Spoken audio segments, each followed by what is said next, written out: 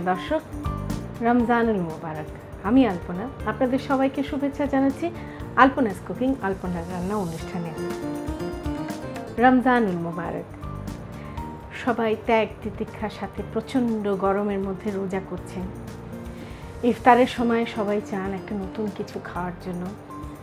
Healthy খাওয়াই ভালো। প্রথমে ফল দিয়ে শরবত দিয়ে শুরু করুন, তারপরে একটু ভাজা পোড়া তো থাকবেই। আমার প্রথম যে ইফতারটা, সেটা আমার যা মনে এসেছে আমি তাই দিয়ে বানিয়েছি।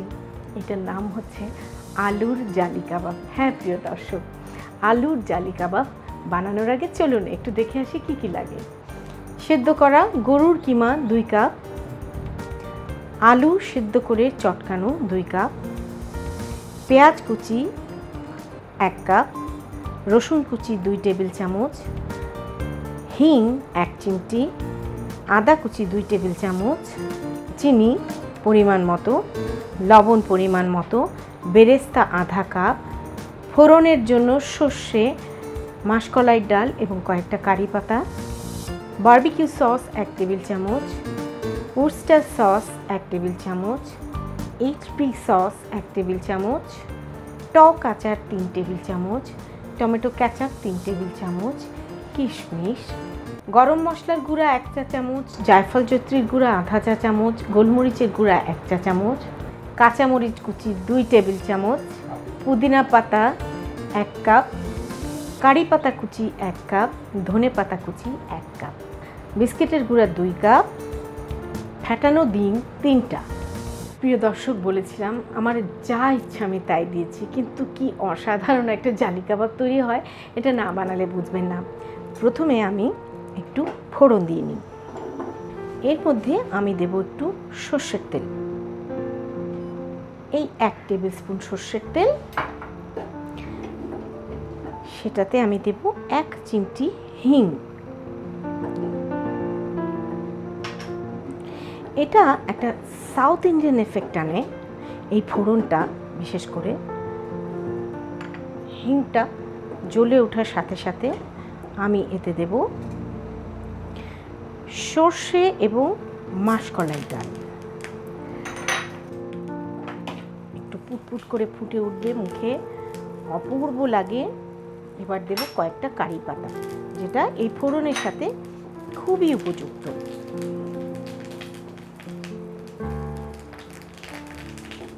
জাস্ট কারি পাতাটা ভাজা ভাজা হয়ে, ডালটা একটু ভাজা ভাজা লাইট ব্রাউন হয়ে আসলে আমরা অপূর্ব একটা সুগন্ধ, ভেরি সাউথ ইন্ডিয়ান। এর সাথে কি খুব ভালো যায় জানেন? আদার কুচি, অসাধারণ একটা মাত্রা। আচ্ছা, আমরা ফোড়নটাকে নামিয়ে রাখি চুলোর থেকে। এখন আমরা মাখানোর কাজটা করি। যেটা বলছিলাম, যা খুশি তাই মানে যা খুশি তাই। 2 কাপের মতন কিমা আমি জাস্ট একটু সামান্য একটু লবণ দিয়ে সেদ্ধ করে নিয়েছি। এর মধ্যে আমি দিচ্ছি প্রায় 2 কাপের মতন স্মুথ করে মেখে নেওয়া সেদ্ধ করা আলু। তার মধ্যে 1/2 কাপের মতো পেঁয়াজ কুচি, 2 টেবিল স্পুনের মতন রসুন কুচি, আর অসাধারণ মাত্রা দেবে 2 টেবিল স্পুনের মতন আদার কুচি।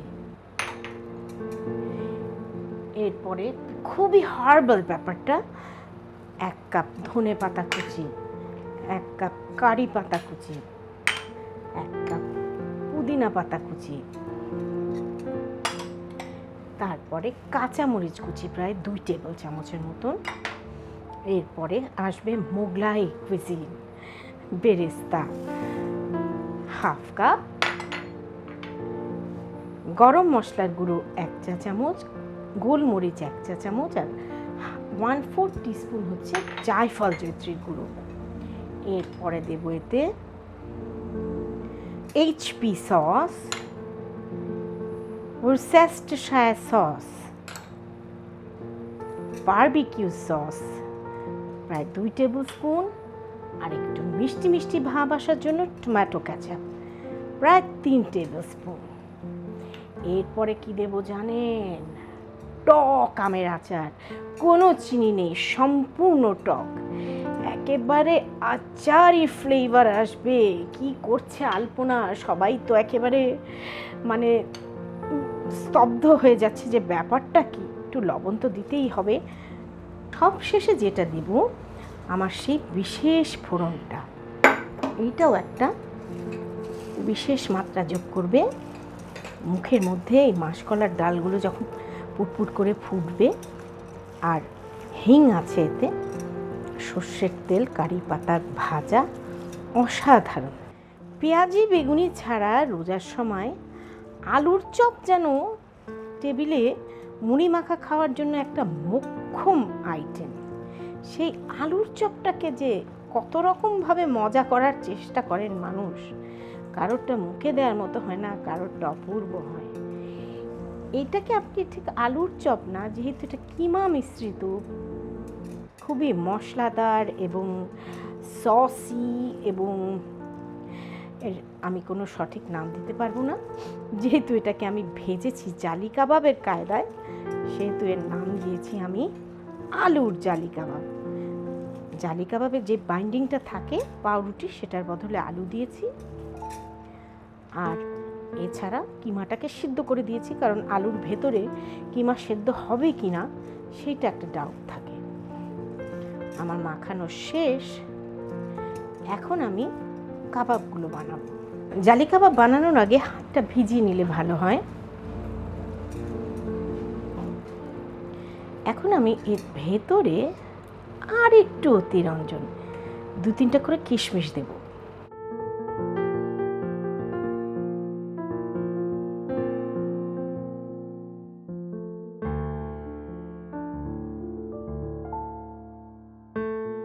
প্রিয় দর্শক, গরুর মাংসে কারো অ্যালার্জি থাকলে বা খাওয়া নিষিদ্ধ থাকলে আপনি চিকেন দিয়েও করতে পারেন, চিকেনের কিমা দিয়েও বানাতে পারেন। এবারে আমরা প্রথমে কাবাবগুলোকে বিস্কিটের গুঁড়ায় গড়িয়ে নেব। আমাদের তেল গরম হচ্ছে।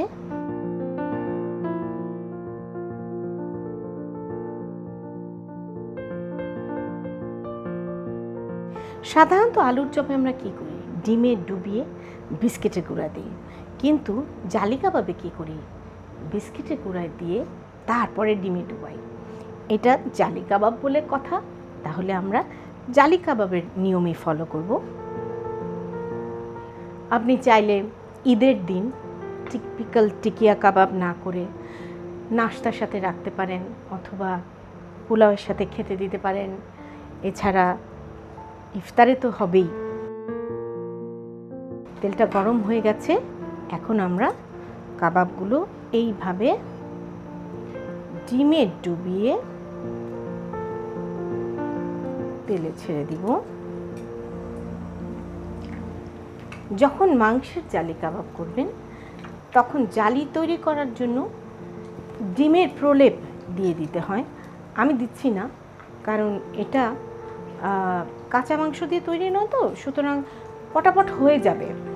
সাধারণত ডাবল ট্রিপল ডিমের প্রলেপ দিলে জালি কাবাবগুলো একটু বেশিক্ষণ ধরে ভাজতে হয়। আমি তা করছি না, একটু কিছুক্ষণের মধ্যেই লাল হয়ে যায়। দেখুন প্রিয় দর্শক, কি সুন্দর ফুলে উঠেছে।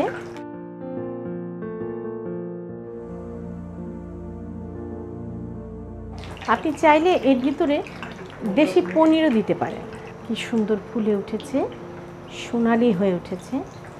জালি কাবাব কিন্তু প্রচুর তেল শুষে, কাজে আমরা একটু টিস্যুর উপরে ঢেলে দিচ্ছি। আরেক ব্যাচ ছাড়বো।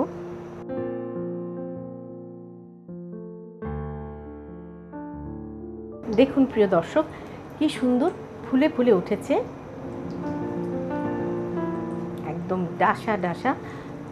আর সবচেয়ে মজার ব্যাপার কি, ভেতরে তো সব অলমোস্ট কুকড, কাঁচা বলে কিছু নেই।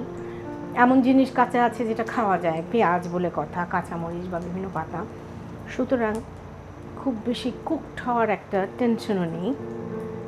জাস্ট আমাদের কাবাবগুলো এরকম সোনালি সোনালি হয়ে গেলে আমরা তুলে ফেলবো। হয়ে গেল, এবার উঠিয়ে ফেলি। একেবারে ফুলা ফুলা জালি কাবাব রেডি। এখন পরিবেশনের পালা।